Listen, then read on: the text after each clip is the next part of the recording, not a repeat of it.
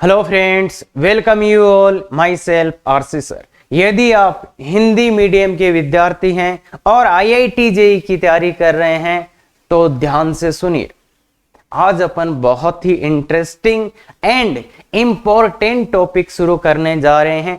चाहे JEE mains हो या जेईई एडवांस हो, 15 से 20% क्वेश्चंस इस कोऑर्डिनेट ज्योमेट्री से आते हैं, निर्देशांक ज्यामिति से आते हैं और ये टॉपिक बहुत ही ज्यादा स्कोरिंग है क्योंकि इसमें मैथ्स के अदर टॉपिक्स का कोई मिक्स नहीं होता। पर दो बहुत ही बड़ी प्रॉब्लम्स बच्चों को इसमें आती है। पहली प्रॉब्लम कि कुछ बच्चे एक क्वेश्चन को 2 मिनट में सॉल्व कर लेते हैं, पर कुछ बच्चों को वही क्वेश्चन सॉल्व करने के लिए 7 मिनट तक लग जाते हैं। और आजकल जेईई मेंस हो या जेईई एडवांस, इसका पेपर 1 घंटे में कर पाना बहुत मुश्किल हो रहा है और पेपर का लेवल भी अच्छा आ रहा है। तो इसलिए और मेजर प्रॉब्लम जो बच्चों को आती है वो कोऑर्डिनेट ज्योमेट्री वाले पार्ट में अगर आप टाइम लगा देते हो तो फिर पेपर पूरा नहीं हो पाएगा। और दूसरी प्रॉब्लम जो बच्चे सबसे ज्यादा परेशान रहते हैं कि सर इसमें इतने फॉर्मूले हैं, पता नहीं फालतू के कौन कौन से फॉर्मूले बना रखे हैं, या कई बार बच्चों को लगता है ये भी याद कर लो, ये भी याद कर लो, ये भी याद कर लो, तो उससे कोऑर्डिनेट ज्योमेट्री नहीं आने वाला और ना ही उससे टाइम कम होने वाला है आपका। तो इसलिए बच्चे ये दोनों जो मैंने प्रॉब्लम्स बताई है, इन दोनों अगर आप क्वेश्चन को 2 मिनट में सॉल्व करना चाहते हो और वो भी कम से कम फॉर्मूले याद रखते हुए, तो बिल्कुल ये सीरीज आपके लिए है बच्चे। गौर से देखिए और फॉर्मूले कम से कम याद भी रखेंगे और उससे पूरे टॉपिक भी करेंगे। मतलब कोई भी ऐसा क्वेश्चन नहीं होगा जो आप नहीं कर पाएंगे। तो ये बात। दूसरी, बहुत से बच्चे ये फॉर्मूलों के चलते लास्ट के इलिप्स हाइपरबोला को तो छोड़ ही देते हैं और अब पैराबोला तक आते आते इतने फॉर्मूले आ जाते हैं उनके पास कि, तो ऐसा आपके साथ ना हो। और इनसे बहुत लल्लू क्वेश्चन आ रहे हैं इलिप्स हाइपरबोला से, जिनको आप छोड़ के जा रहे हो। तो इसलिए बच्चे वो चीजें ना हो, तो इसलिए बिल्कुल और मैं क्लियरली बताऊंगा। ये सीरीज है 0 to IIT हीरो। इसमें बिल्कुल बेसिक, अगर 8, 9, 10th में भी दिक्कत रहा है ना, कोई दिक्कत नहीं है बच्चे, ध्यान से समझ। और हर क्वेश्चन के आगे उसका कैटेगरी और लेवल लिखा होगा कि ये क्वेश्चन किस कैटेगरी का है या और किस लेवल का है। जैसे मेंस लेवल का एवरेज क्वेश्चन है, इजी क्वेश्चन है, टफ क्वेश्चन है, या ये एडवांस कैटेगरी का क्वेश्चन है, या ये फिर बच्चों वाला क्वेश्चन है। तो वो बिल्कुल सब क्वेश्चंस के आगे आपको मिलेगा और क्लियरली बताऊंगा कि ये चीज याद करना है, ये चीज अपने को प्रैक्टिस करना है। और अब बात आती है इन वीडियोज को कौन देख सकता है। तो देखो 11th क्लास के बच्चे देख सकते हैं, 12th क्लास के और टारगेट जो रिपीट कर रहे हैं ना, वो बच्चे भी देख सकते हैं। पर कौन नहीं देख सकता वो ज्यादा इंपॉर्टेंट। किसी बच्चे के पास 5 घंटे हैं और वो कोऑर्डिनेट ज्योमेट्री को रिवाइज करना चाहता है तो वो ना देखे, उसको कुछ नहीं मिलेगा यहां से। और अब बात है कि सर क्या रिवीजन के लिए ये वीडियो देख सकते हैं? बिल्कुल बच्चे। और इन वीडियोज की मैं एक खास बात बता देता हूं आपको, ये वीडियो ऐसे बनाए जा रहे हैं कि आप कंसेप्ट सीखो, उसको अप्लाई करना भी सीखो। तो मतलब कंसेप्ट प्लस प्रैक्टिस दोनों ही एक साथ हो रहा है। हो सकता है थोड़ा सा टाइम में ज्यादा है और टाइम भी ज्यादा नहीं आएगा। ये भी आप अगर आप देखो ध्यान से निकालना, सभी वीडियोस का टाइम टोटल कर लेना और फिर देख लेना कितनी प्रॉब्लम्स कराइए, तो exact minimum to minimum time में हो जाएगा, वो भी कोई प्रॉब्लम नहीं है। और एक और बात बताना चाहता हूं मैं, देखो ये वीडियोज इफेक्टिव हैं और बहुत खतरनाक इफेक्टिव हैं। उसके 2 रीजन है। एक तो जो क्वेश्चंस का सीक्वेंसिंग है ना, वो बहुत अच्छे से किया गया है, और एक टॉपिक का सीक्वेंसिंग कि कौन से टॉपिक को कहां पढ़ाना चाहिए, कौन से क्वेश्चन को कहां कराना चाहिए, तो वो बहुत भयानक तरीके से सोच के किया गया है। तो कुछ बच्चे ऐसे हो सकते हैं कि सर आपने ये नहीं बताया, वो नहीं बताया। सब कुछ बताऊंगा पर अपनी सही जगह पर, तभी अपन क्वेश्चंस को कम से कम टाइम में कर पाएंगे। बात फिर से सुन लो, सब बताऊंगा, कम से कम टाइम में बताऊंगा, पर अपनी सही जगह पे क्वेश्चन आएगा। और फालतू के फॉर्मूले एक भी नहीं आएंगे, और जो फॉर्मूला नहीं लिखा इसमें वो नहीं चाहिए। क्या क्या सर? हाँ एकदम सही सुन रहे हो। अरे मैंने खुद IIT दिया है, पिछले 5-6 साल से पढ़ा रहा हूं, और सबसे ज्यादा जो डाउट्स आ रहे हैं ना बच्चों के, सबसे ज्यादा सर ये कोऑर्डिनेट ज्योमेट्री क्या करें, और 11th का सबसे स्कोरिंग सबसे मोस्ट इंपॉर्टेंट टॉपिक जो है वो कोऑर्डिनेट ज्योमेट्री है।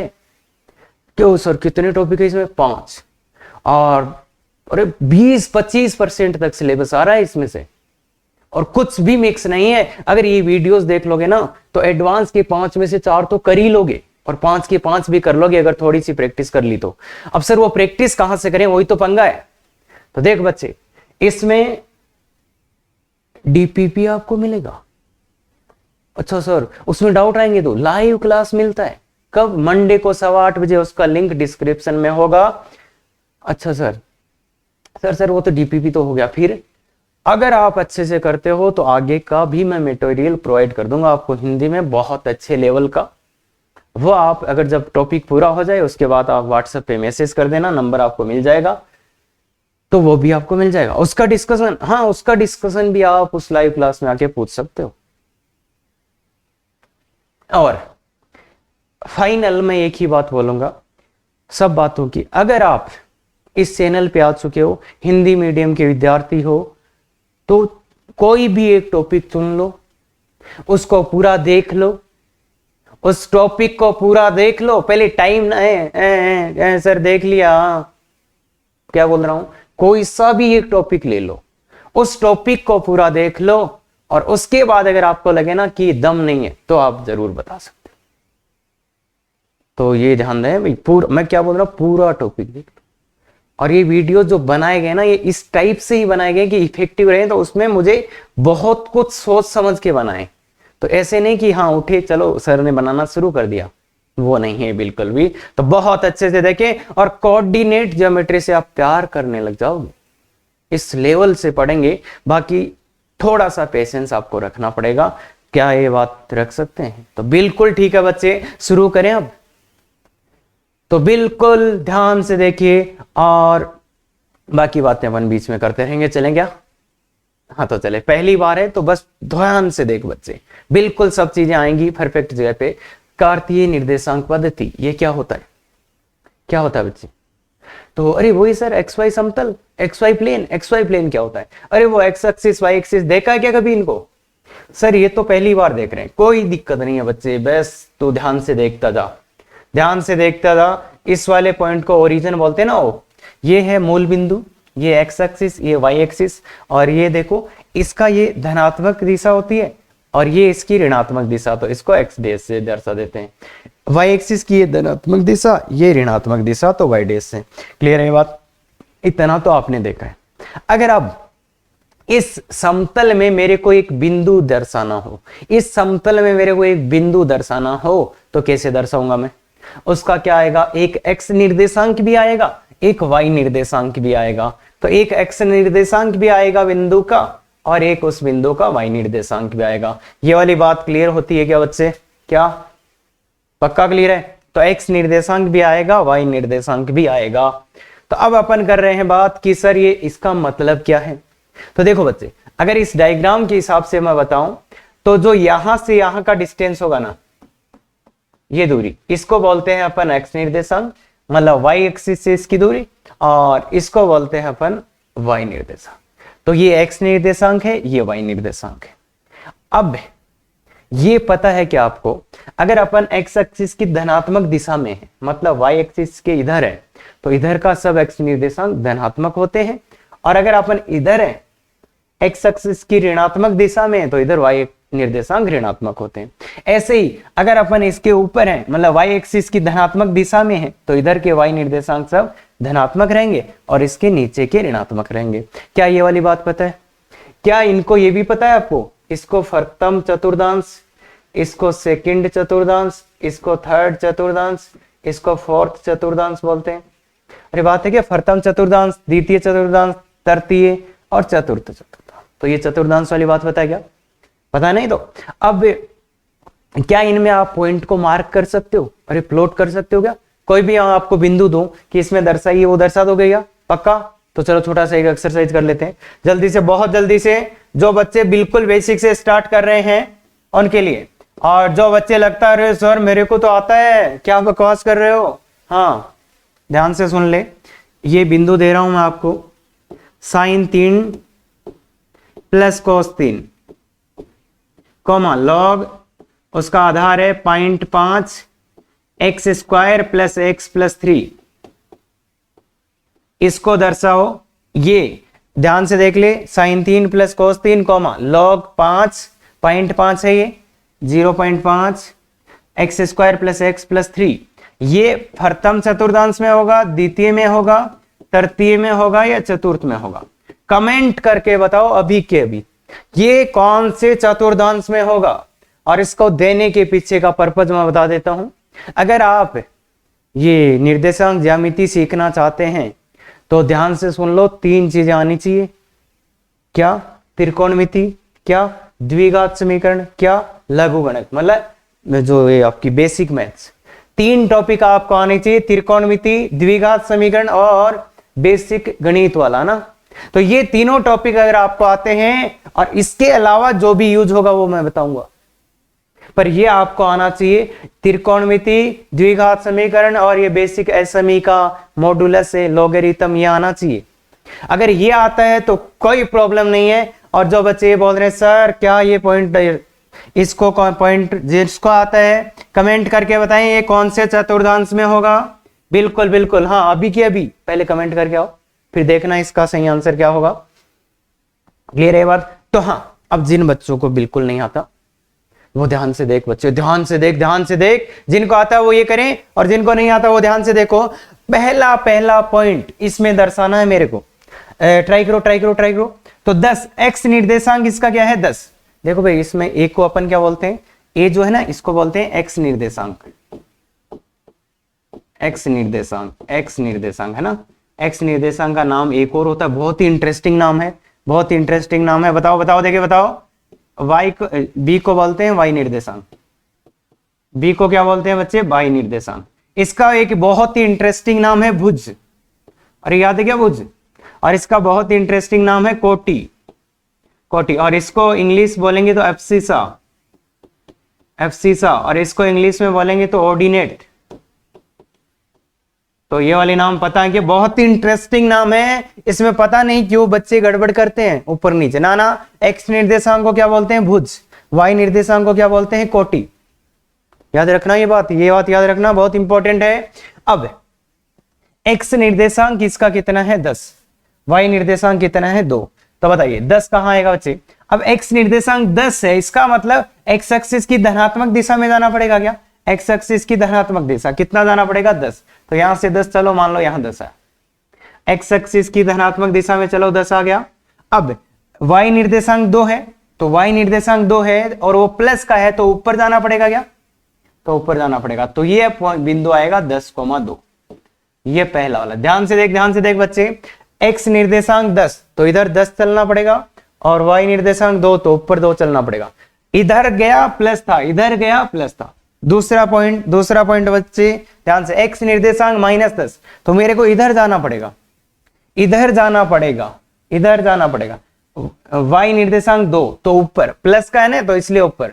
तो ये आएगा बच्चे -10,2। क्लियर है क्या बच्चे। हाँ तीसरा बोलो बच्चे, 10,-2। 10 एक्स निर्देशांक प्लस का तो इधर जाना पड़ेगा, फिर नीचे आना पड़ेगा। क्यों, क्योंकि माइनस। तो 10,-2 यहां आएगा क्या बच्चे, तीसरा पॉइंट आपका। चौथा पॉइंट -10 -2, एक्स निर्देशांक माइनस तो इधर आना पड़ेगा, वाई निर्देशांक माइनस तो इधर आना पड़ेगा। -10 -2 क्लियर है क्या बच्चे, क्लियर है क्या। तो ये फोर्थ पॉइंट आपका है और ये सेकंड पॉइंट आपका है। ठीक है क्या, बिंदु दर्शाना आ गया क्या। गौर से सुन। एक्स निर्देशांक धनात्मक इधर, एक्स निर्देशांक ऋणात्मक इधर, वाई निर्देशांक धनात्मक तो ऊपर जाओगे और वाई ऋणात्मक तो नीचे आ जाओगे। क्लियर है क्या ये बात, क्या बच्चे क्लियर है ये बात। बिल्कुल। तो अब एक छोटा सा और काम कर लेते हैं। अगर कोई भी बिंदु प्रथम चतुर्थांश में होएगा तो उसका एक्स निर्देशांक कैसा होएगा बच्चे, एक्स निर्देशांक भी प्लस होएगा और वाई निर्देशांक भी क्या होएगा, प्लस होएगा। अगर कोई भी बिंदु प्रथम चतुर्थांश में होएगा तो एक्स प्लस वाई प्लस। कोई भी निर्देश, अगर कोई भी बिंदु द्वितीय में होगा तो x देखो इधर जा रहे हैं क्या, तो ऋणात्मक, और y कैसा आएगा बच्चे, धनात्मक।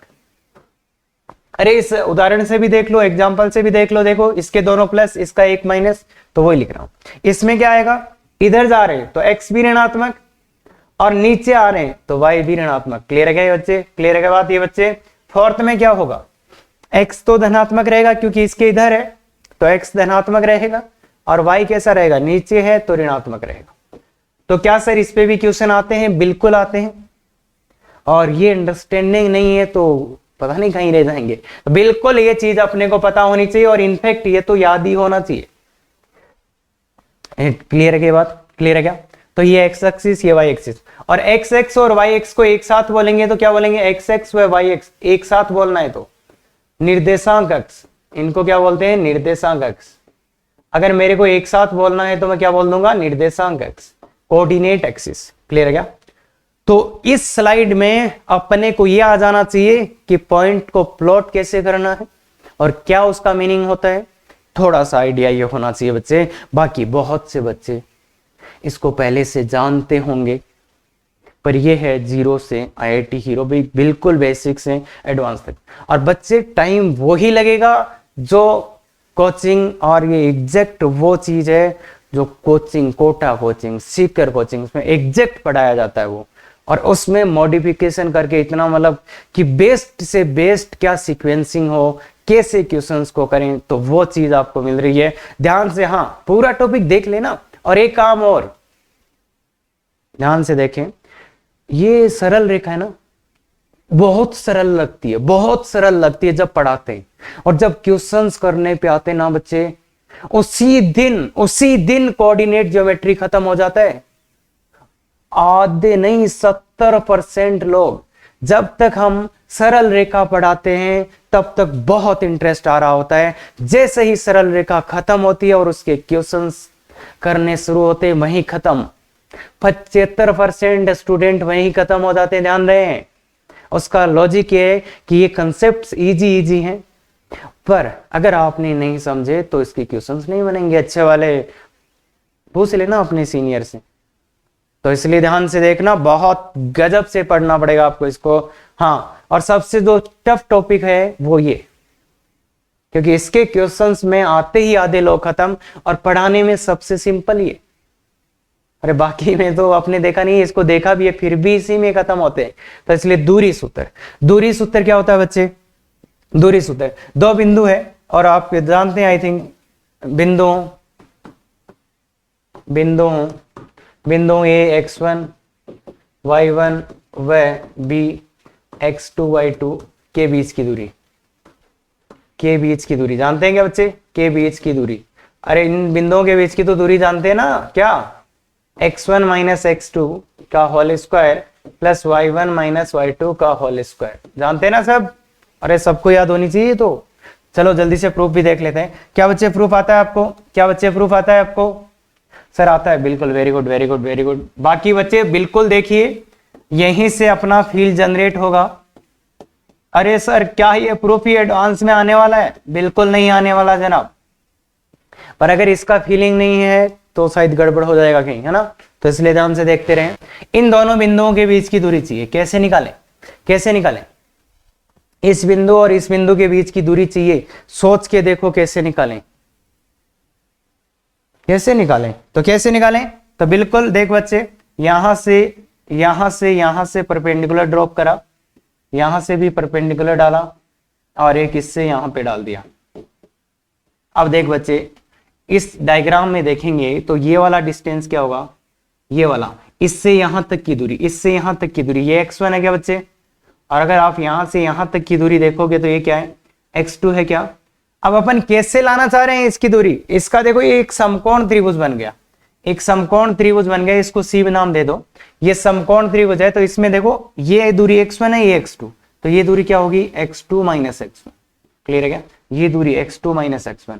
और ऐसे ही ये दूरी कितनी है बच्चे, ये दूरी कितनी है, y1 है क्या, दिख रही है क्या, ये दूरी कितनी है बच्चे, y2। अरे इसका y निर्देशांक, और ये y1, तो ये दूरी क्या हो जाएगी बच्चे, y2 अपॉन, अरे y2 है ये बच्चा y1, तो y2 माइनस y1। क्लियर है क्या ये बच्चे?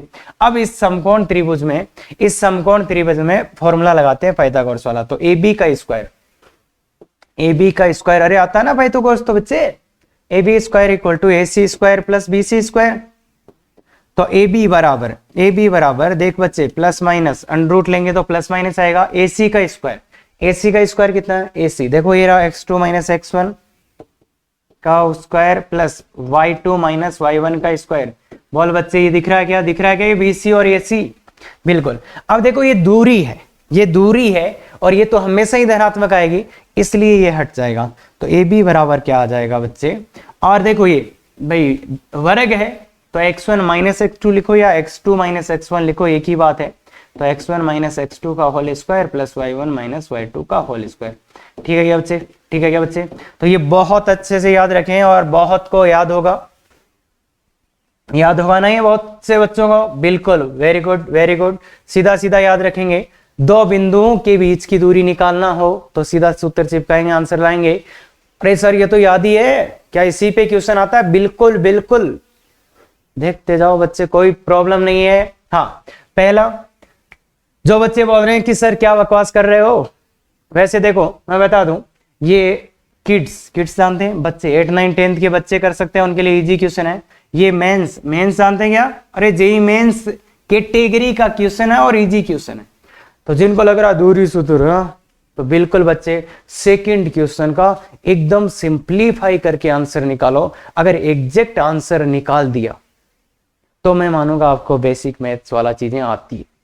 एग्जैक्ट आंसर बहुत अच्छे से, हाँ, और आ जाए तो कमेंट जरूर करिएगा सर पहली बार में आ गया था। तो पहला तो बच्चों वाला क्वेश्चन है बिल्कुल ही। हाँ बच्चे बताइए।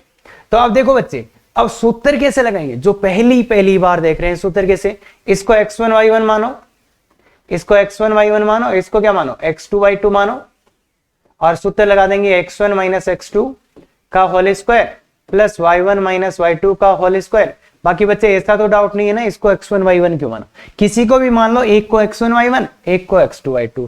क्लियर है क्या बच्चे? क्लियर है क्या? तो बताइए बच्चे, सूत्र लगाइए। x1 का मान 3 माइनस x2 का मान 0 प्लस y1 का मान 0 और माइनस इसका वैल्यू -4 स्क्वायर। अब देख बच्चे ये क्या हो रहा है? 3 का वर्ग हो रहा है, ये कितने हो रहा है? माइनस प्लस और 4 का वर्ग, तो ये कितना हो जाएगा? 9 और 15 25। अब 25 का अंडर रूट कितना आएगा? 5 ही आएगा। क्या सर +-5? बिल्कुल नहीं, केवल 5 आएगा। तो ये बात समझ में आता है? बिल्कुल आता है। तो सेकंड वाला कर लिया क्या बच्चे? सेकंड वाला कर लिया क्या? बिल्कुल, बहुत अच्छे से खुद को ही करना है। तो कम से कम 10 मिनट लगाइए, उसके बाद देखिएगा ये a2 स्क्वायर माइनस a का स्क्वायर। सर इसमें क्या है? ये तो आ ही रहा है। मैं बिल्कुल बच्चे, अगर आपने सही आंसर निकाला है तो बहुत सही कर रहे हो। हाँ, इसको थोड़ा अच्छे से करेंगे तो देखो क्या हो रहा है। इसका a माइनस b का स्क्वायर, तो a स्क्वायर b, तो एक a स्क्वायर तो कॉमन ही ले लो यार, a स्क्वायर तो कॉमन आ जाएगा। फिर आएगा t स्क्वायर माइनस 1, तो ऐसे लिखूं क्या? t स्क्वायर माइनस 1 का होल स्क्वायर प्लस यहां से 4a स्क्वायर t स्क्वायर। अगर आप गौर से देखो तो दोनों से a स्क्वायर कॉमन आ रहा है, और यहाँ क्या बच रहा है? इसका होल स्क्वायर कर दो तो t की घात 4 आ जाएगा, माइनस 2t स्क्वायर आ जाएगा, प्लस 1 आ जाएगा और प्लस 4t स्क्वायर आ जाएगा। ये आएगा ना बच्चे? गौर से देख।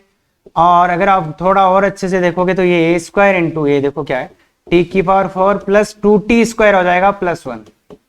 तो ये वापस से स्क्वायर बन जाएगा, और इनको अलग अलग कर देते हैं भाई। ये एक का स्क्वायर है अंडर रूट a स्क्वायर, और अंडर रूट ये t स्क्वायर प्लस 1 का होल स्क्वायर बन गया। देखो अब मेन चीज यहाँ पे शुरू होती है। इसका वैल्यू आएगा मॉडुलस ऑफ a, इसका वैल्यू आएगा modulus of t square plus 1। Sir ये कहां से आ गया? तो यही मैं बोल रहा था। अब मॉडुलस ये तो मॉडुलस यही रहेगा, पर t स्क्वायर प्लस 1 धनात्मक पॉजिटिव है, इसलिए इसका मॉडुलस हट जाएगा। तो एग्जैक्ट आंसर ये है। अगर आपका आंसर ये आ रहा था, बिल्कुल आपको बेसिक मैथ्स का नॉलेज है, और नहीं आ रहा था तो याद रखें बच्चे, under root x square mod x. और सबसे भयानक गलती जो बच्चे करते हैं वो यही, सबसे भयानक गलती, सर ये कहां से आया? सर ऐसा हमने नहीं देखा। सर प्लस माइनस लिखा है, क्या वो सही है? बिल्कुल सही नहीं है ना, ये this is the only correct answer. मैंने बोला था सिंप्लीफाई करके लिखो, तो ये आपका आ जाना चाहिए था अगर आपको बेसिक मैथ्स आता है। सर हमने मॉडुलस को हटा के प्लस माइनस लिखा है, अरे सही नहीं है वो, समझो बात को यार, ठीक है। अरे बच्चे ठीक है, तो बहुत ही छोटा सा क्वेश्चन है, कर सकते हैं। हाँ, और अच्छा रिजल्ट चाहिए तो बच्चे क्वेश्चन पहले ट्राई करो, कम से कम 5 मिनट दो, बार बार नहीं बोलूंगा मैं। ए बी चाहिए डिस्टेंस, तो क्या x1 माइनस x1 क्या है, दिस x1 माइनस x2, किसी को भी मान लो x1 माइनस x2 का whole square plus y1 minus y2 का होल स्क्वायर, मतलब प्लस हो जाएगा क्या ये? अरे क्या बात है, क्या बात है, अरे सीधा ही लिख दिया। अरे आता नहीं है, माइनस माइनस दिस, तो ये प्लस हो जाएगा। तो इसका होल स्क्वायर खोल सकते हैं, cos square alpha plus sine square alpha minus 2 cos alpha sine alpha, और plus sine square alpha plus cos square alpha plus 2 sine alpha cos alpha. गौर से देख बच्चे, गौर से देख बच्चे, गौर से देख बच्चे, ये और ये गया क्या? इसका वैल्यू जानते हैं क्या? इसका क्या बात कर रहे हो सर, क्या बात कर रहे हो? इसका वैल्यू हम कहां से जानते हैं? जानना चाहिए भाई, त्रिकोणमिति का बेसिक पार्ट आना चाहिए, वही मैंने बोला है आपको। बिल्कुल, √2 आंसर है। क्लियर है क्या? आ गया था क्या? अरे वेरी गुड, क्या बात है, क्या बात है। हाँ, ये वाला, चांद पर बिंदुओं दिश तथा दिश के मध्य नई दूरी ये द्वारा परिभाषित है, तो बिंदुओं के मध्य दूरी ज्ञात करें। अब क्या हो गया बच्चे, अपन दूरी का सूत्र पढ़ते हैं वो अपने लिए, पर कई बार परीक्षा में ऐसा भी क्वेश्चन दे देता है कि दूरी के सूत्र को वापस परिभाषित कर दिया अलग तरीके से, मतलब ये अब अपना दूरी वाला सूत्र नहीं काम करेगा। यहां दूरी निकालनी है दो बिंदुओं के बीच की, तो ये सूत्र लगाना है। जैसे चांद पे, और चांद पे दूरी इससे मापते हैं, ऐसा कुछ भी नहीं है। मतलब परीक्षा वाला, अरे एग्जाम वाला आपको ऐसा कर सकता है कि दूरी का सूत्र ही नई तरीके से परिभाषित करके दे दे। तो फिर अगर इन बिंदुओं के बीच की दूरी चाहिए तो इस सूत्र को लगाना पड़ेगा। अब ये सूत्र को समझते हैं क्या? अच्छा, P और Q के बीच की दूरी चाहिए तो x1 माइनस x2 का मॉडुलस, मतलब इसके x निर्देशांकों का मापांक प्लस y निर्देशांकों का मापांक। तो ए बी चाहिए तो क्या करोगे? जल्दी से बच्चे इसका आंसर आना चाहिए यार, इसका आना चाहिए, क्योंकि अपने को थोड़ा सा तो ध्यान से देखना पड़ेगा। इसका आंसर, क्वेश्चन को पढ़ो और क्वेश्चन को पढ़ो और आंसर आना चाहिए बच्चे। देखो बच्चों का क्वेश्चन है, अरे किड्स 8, 9, 10 के बच्चे कर सकते हैं, एवरेज क्वेश्चन है उनके लिए। हाँ बोलिए। इसका एक्स निर्देशांक 3 माइनस 0 आ गया, प्लस प्लस प्लस 0 माइनस 4 आ गया। तो ये तो है 3 का मॉडुलस, प्लस ये है -4 का मॉडुलस। कितना होता है 3 का मापांक? 3, और ये कितना? 4, ओवरऑल 7। बच्चे मापांक आता है ना, इस देखो भाई, उनमें मैं हेल्प नहीं कर पाऊंगा। बेसिक मैथमेटिक्स जिसमें एसएमई का मापांक और लॉग आते हैं वो आपको आना चाहिए। दूसरा द्विघात समीकरण आपको आना चाहिए बच्चे, और त्रिकोणमिति, मतलब इनका बेसिक पार्ट आपको आना चाहिए, तो फिर कोई भी क्वेश्चन इसका हो जाएगा। क्लियर है क्या ये बात? तो कर सकते हैं, बिल्कुल सही है। चलिए बच्चे, ये वाला क्वेश्चन बच्चे बिल्कुल अच्छे से करिए। अब ये क्वेश्चन बनाने का मकसद है कि जेईई मेंस में कैसे सवाल पूछते हैं, मतलब कि इस टाइप से न्यूमेरिकल आने लगे ना, तो इसी को देखते हुए बनाया गया है। हाँ, अब इसका क्या मतलब है, कई बार आपके सामने ये लिखा रहेगा, उसको आप देखते रहेंगे। तो क्या है ए बी? ए और बी के बीच की दूरी है ए बी। बी सी क्या है? बी और सी के बीच की दूरी। तो सूत्र लगा दीजिए बच्चे, ए और बी के बीच की दूरी कितनी है? x1 minus x2। अब किसी को भी x1 x2 मान सकते हैं अपन, -1 -3 का होल स्क्वायर, ये एक है इन दोनों बिंदुओं के बीच की दूरी। और फिर BC मतलब B और C के बीच की दूरी, तो 1 माइनस x का होल स्क्वायर प्लस 3 माइनस 8 का होल स्क्वायर। दोनों तरफ वर्ग कर देंगे, ये कितना बचेगा? 5 स्क्वायर प्लस ये कितना बचेगा? -4 का स्क्वायर, मतलब 4 का स्क्वायर आ गया, is equal to 1 minus x का होल स्क्वायर प्लस -5 का स्क्वायर, तो 5 का वर्ग आ जाएगा, ये कट जाएगा। अब इस क्वेश्चन को सॉल्व करने का बेस्ट वे, देखो ये से ही छोटे टाइम बचते हैं अपने। 1 minus x equal to under ले लो तो प्लस -4, अंडर जब खुद से लेते हैं प्लस -4 लगाते हैं बच्चे। इस एक्स को इधर ले जाओ और इसको इधर ले आओ तो माइनस प्लस हो जाएगा। तो एक बार प्लस माइनस ले लो चिन्ह, 1 -4 -3, एक बार क्या ले लो? प्लस ले लो तो 5। तो ये x के मान आ गए। क्या पूछा है? तो x के सभी संभव मानों का योग पूछा है, तो योग कितना हो जाएगा 5 प्लस माइनस 3, इन दोनों का योग कितना आ रहा है 2। तो बात समझ में आती है क्या? बात समझ में आती है क्या? आती है अच्छे से? अरे बहुत अच्छे से, बिल्कुल बच्चे बहुत ध्यान से देखता रहे, कोई प्रॉब्लम नहीं। अरे सर ऐसे थोड़े ना आते हैं, अरे मैं नहीं बोल रहा ऐसे आते हैं, सब कुछ कराऊंगा और विद इन टाइम कराऊंगा, ध्यान से देख ले बच्चे, सब आएगा, कोई दिक्कत नहीं है उसमें। हाँ लेकर अच्छे से कर, अच्छे से कर, बहुत अच्छे से, कम से कम 10-12 मिनट भी दे सकते हो आप। और ये ऐसी चीजें आ गई है कि 19th में अपने को आना चाहिए, पर मैंने जो देखा ना मेरी 5 साल में, कि जब भी 19th का कोई कंसेप्ट आता है बच्चे का वो क्वेश्चन होता ही नहीं। तो मैं वो सब चीजें बताऊंगा, अगर यहां पॉसिबल हुआ तो यहां, नहीं तो अलग वीडियो बना के बताऊंगा। तो टेंशन लेने की जरूरत नहीं है, मैंने क्या बोला, ये 3-4 टॉपिक कर लो, बाकी सब मैं कराऊंगा, तुम टेंशन ना लो। हाँ बस ये क्वेश्चन करो। अब इसमें क्या है, एक्स एक्सिस पर बिंदु ज्ञात करें जिनकी बिंदु से दूरी, इस बिंदु से दूरी कितनी है 5, मतलब एक्स एक्सिस पे बिंदु ज्ञात करने हैं। एक्स जिसकी इस बिंदु से दूरी कितनी हो, इस बिंदु को मान लो कुछ भी पी या बी, कुछ भी बोल देते बी, इस बिंदु से दूरी कितनी हो उसकी 5। तो कैसे निकालें ऐसे बिंदु, ऐसे बिंदु कैसे लाएं जिनकी इस बिंदु से दूरी 5 हो? तो देख बच्चे, एक बहुत ही गजब का कंसेप्ट है। अगर कोई भी बिंदु एक्स एक्सिस पर है, अगर कोई भी बिंदु एक्स एक्सिस पर है तो उसका वाई निर्देशांक कितना रहेगा? बोल बच्चे बोल, याद है क्या? देखो अगर मैं ऊपर जाता, अगर मैं थोड़ा सा ही ऊपर जाता तो एक वाई का मान धनात्मक आता, अगर मैं थोड़ा सा ही नीचे जाता तो वाई का मान ऋणात्मक आता। पर अगर मैं एक्स एक्सिस पे हूं तो वाई का मान 0 आएगा क्या? क्यों क्यों क्यों क्यों क्यों? अरे भाई अगर मैं ऊपर जाता तो y का मान धनात्मक आता, अगर इसके नीचे जाता एक्स एक्सिस के तो y का मान ऋणात्मक आता, तो यहां पर कितना मान आएगा? 0। भाई आप ना तो ऊपर गए तो x का मान ना धनात्मक आया ना ऋणात्मक आया, तो क्या आएगा? 0। तो इसलिए एक्स एक्सिस पे जितने भी बिंदु होंगे सबका y निर्देशांक 0 होगा। क्या ये बात पता थी आपको? सर थोड़ी थोड़ी, कोई दिक्कत नहीं, अभी समझाऊंगा, सब समझाऊंगा, देख ले ध्यान से। तो अब x निर्देशांक तो निकालना ही है, तो उसको अल्फा मान लो, a मान लो, कुछ भी मान लो, कुछ भी माना जा सकता है। तो बिंदु, अगर मेरे को x एक्सिस पे कोई बिंदु मानना हो तो मैं a अल्फा 0 मान लूंगा। अरे सर अल्फा क्यों माना, x क्यों नहीं माना? x मान ले भाई, कोई फर्क नहीं पड़ता उससे, x मान लो, a मान लो, b मान लो, कोई भी मान लो, पर ये 0 रहेगा। तो मतलब ये हुआ x एक्सिस पर बिंदु है जिनकी इससे दूरी 5। अब तो दूरी सूत्र लगाना है, दूरी सूत्र लगा दीजिए बच्चे। A B equal to 5, A से बी का दूरी सूत्र बताइए बच्चे।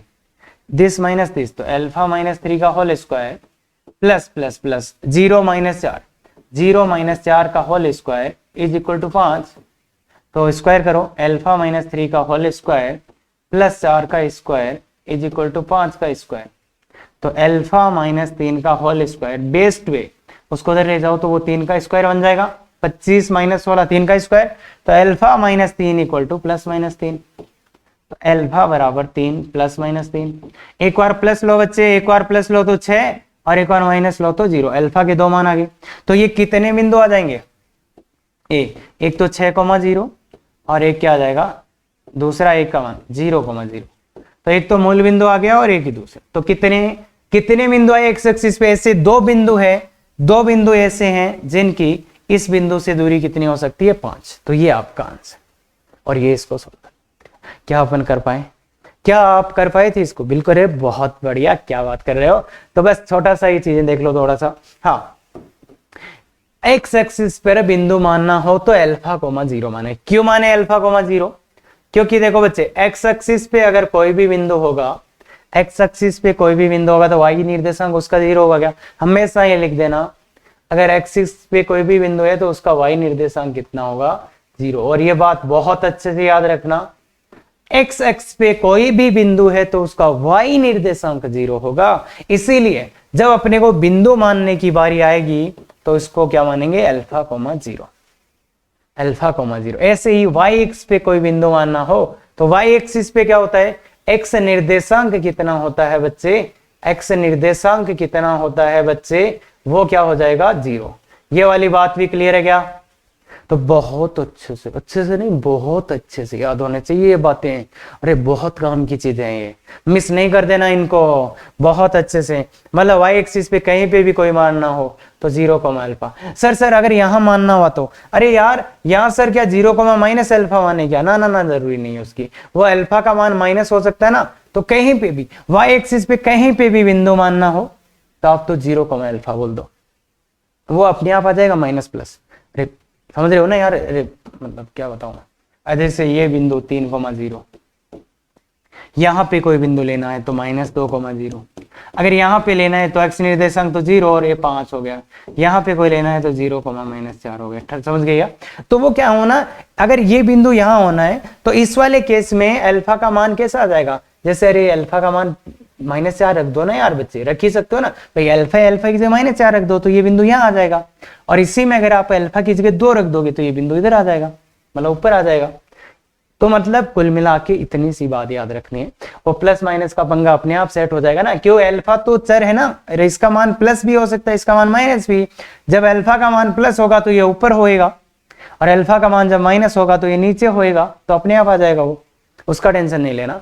तो ये बहुत गजब तरीके से याद कर लेना। राज लिखने का मतलब है रिमेंबर ऑलवेज।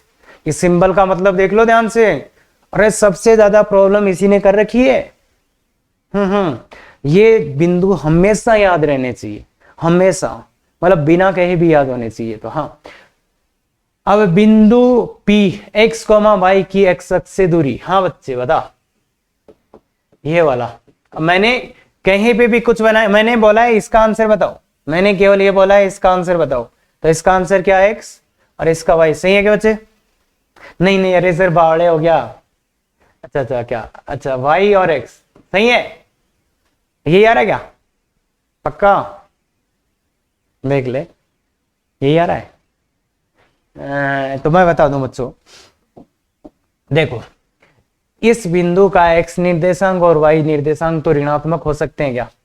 इस बिंदु का, अरे कोई सा भी बिंदु यार, x निर्देशांक ऋणात्मक हो सकता है, y निर्देशांक भी ऋणात्मक, पर क्या कभी दूरी ऋणात्मक होगी? दूरी तो हमेशा धनात्मक होती है ना। अरे ऐसे बोलो कितने आदमी थे सर? अरे -3 आदमी खड़े थे सर वहां। अरे यार ये क्या मतलब है? तो मतलब दूरी कभी ऋणात्मक नहीं होती, इसलिए x तो ऋणात्मक हो सकता है, y भी ऋणात्मक हो सकता है, पर दूरी तो नहीं हो सकती, इसलिए। और ये x और y कहां से आए हैं? ये y x। अरे ये तो पता है ना, यहां से यहां तक देखेंगे तो ये किसका वैल्यू होता है? ये x होता है ना, और ये किसका वैल्यू होता है? ये y होता है। तो मतलब अगर x अक्ष से दूरी पूछ रहा है, अगर x अक्ष से दूरी पूछ रहा है तो ये y, पर यहां पे एक छोटा सा मॉडुलस लगाना पड़ेगा। क्यों? क्योंकि दूरी धनात्मक होती है। और मैं बता देता हूं आपको, आप जब अच्छा क्वेश्चन आएगा तो यहां गलती करके आएंगे पेपर में, एडवांस के पेपर में आप यहां गलती करके आएंगे। इन छोटी छोटी बातों पे क्वेश्चंस आते हैं। अरे क्वेश्चन में कहीं यूज करा लेगा, तो गौर से देख बच्चे, इन्हीं पे भी गलती कर देते हैं, तो फिर भाई देखो जिम्मेदार कौन हो सकता है। पर अब ध्यान से देख ले बच्चे, आपको तो पता ना कि इस पे गलती करने वाले थे, तो इसीलिए ऊपर राज लिखा हुआ था, इसीलिए ऊपर राज लिखा हुआ था मॉड। अरे सर क्या बात कर रहे हो सर? अरे यार देख बच्चे, यहाँ कोई बिंदु होता तो उसके निर्देशांक 3, -2 क्या? इस बिंदु की अगर मैं दूरी पूछता x अक्ष से तो कितना होता? y निर्देशांक तो -2 है ना, तो अगर आप दूरी x अक्ष से केवल y लिखते तो इसका दूरी तो -2 आ जाता ना। अगर केवल आप यहाँ y लिखते तो इस बिंदु की x अक्ष से दूरी कितना आ जाती बच्चे? -2। तो क्या इसकी दूरी -2? तो इसलिए y निर्देशांक तो ऋणात्मक हो सकता है, पर ये दूरी तो धनात्मक ही बोलेंगे ना फिर, कि ये जो दूरी है कितनी है? 2। तो इसलिए मॉडुलस लगाया है, इसलिए मॉडुलस। अगर यहाँ बिंदु होता तो उसके तो दोनों ही ऐसे हो जाते। तो समझ रहे हो? मतलब इसकी दूरी यहाँ 2 है, दूरी 2 है ना ये, और ये दूरी कितनी है? 3 है। तो दूरी तो ये 2 है और 3 है, पर इसके x निर्देशांक तो ऋणात्मक आ गए, इसलिए मॉडुलस लगा। तो मतलब दूरी हमेशा धनात्मक होगी, इसलिए यहां पे मॉडुलस लगे हैं। ये बात क्लियर है क्या? फिर आपके मन में एक क्वेश्चन आ सकता है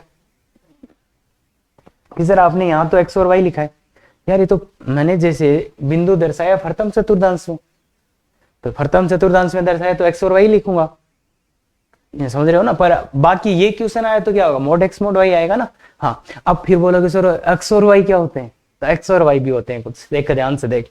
x, अगर केवल x लिखना है तो क्या होता है, बिंदु P की y x से बीजगणितीय दूरी। अब ये बीजगणितीय दूरी ये क्या है बकवास, ये बीजगणितीय दूरी कौन सी होती है, तो मतलब दूरी चिन्ह के साथ बोले, क्या चिन्ह के साथ दूरी। जैसे मेरे को इस बिंदु की दूरी पूछे तो मैं ऐसा बोल सकता हूं कि इस बिंदु की x अक्ष से दूरी -2 है, तो मतलब कौन सी दूरी बोल रहा हूं मैं, बीजगणितीय दूरी बोल रहा हूं, मतलब मैं -2 बोल रहा हूं तो बीजगणितीय दूरी, मतलब चिन्ह के साथ। तो वो अगला समझ जाएगा कि अच्छा ये कहना क्या चाहता है कि वो बिंदु x अक्ष के नीचे है।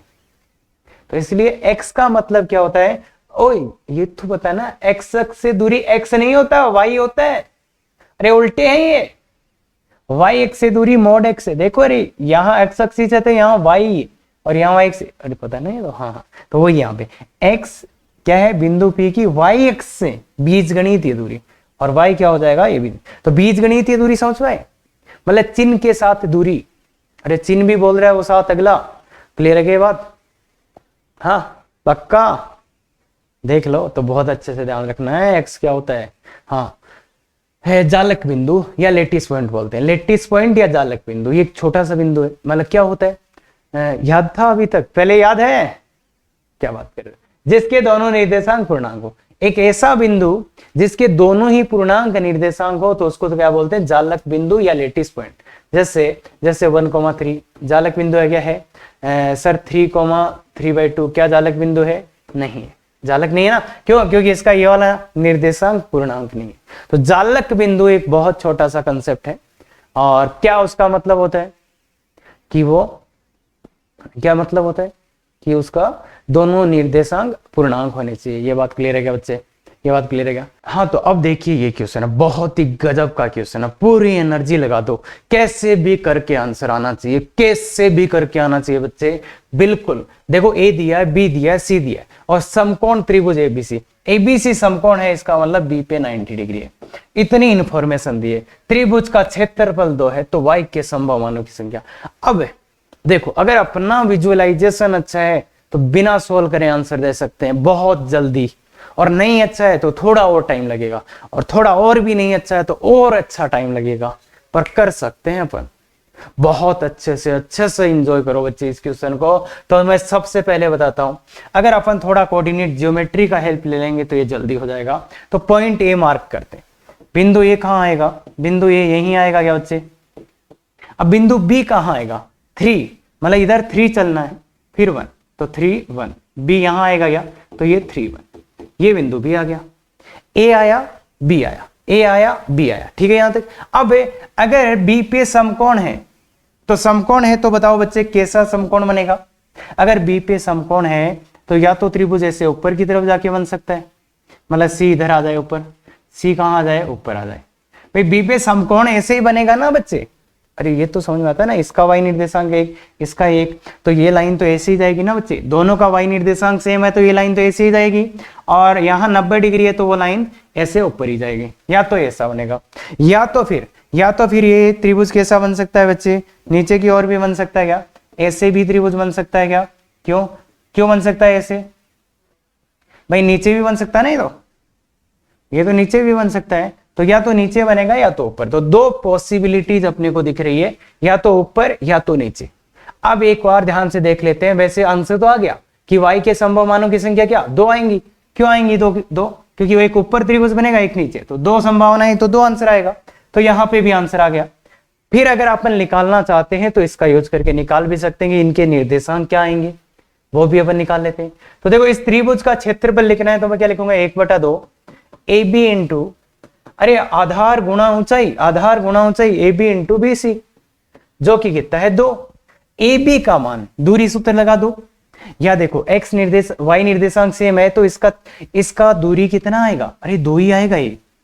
अरे देखो y निर्देशांक सेम है तो इन दोनों के बीच की दूरी क्या हो जाएगी, दिस माइनस दिस।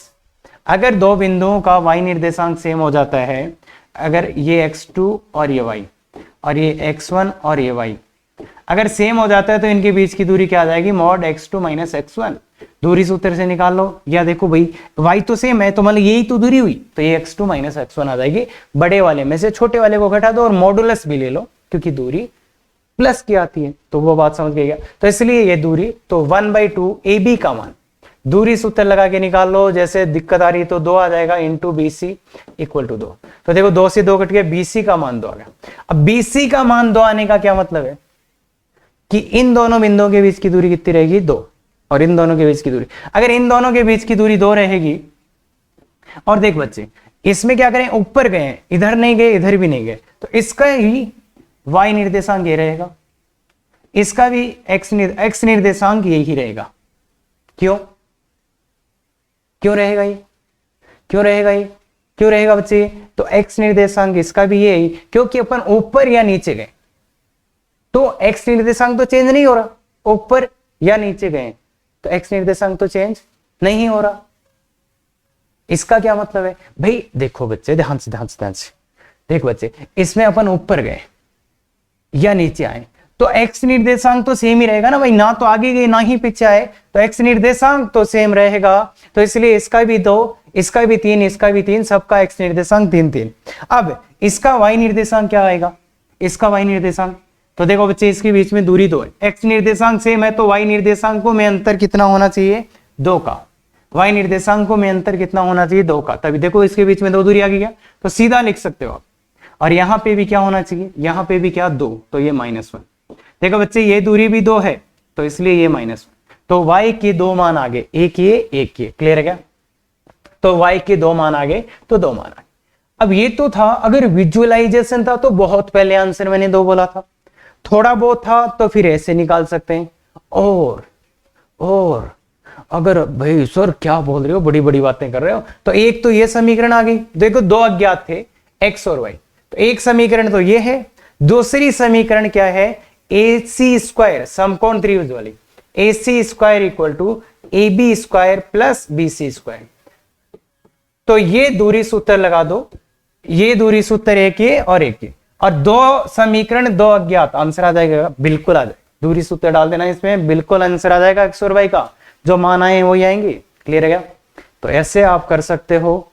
अगर चाहते हो आप ऐसे ही वीडियोस तो बिल्कुल, और Hindi medium share, subscribe, like अच्छे से करो, बहुत गजब सीरीज होने वाली है ये। Thank you very much, effective तैयारी करो।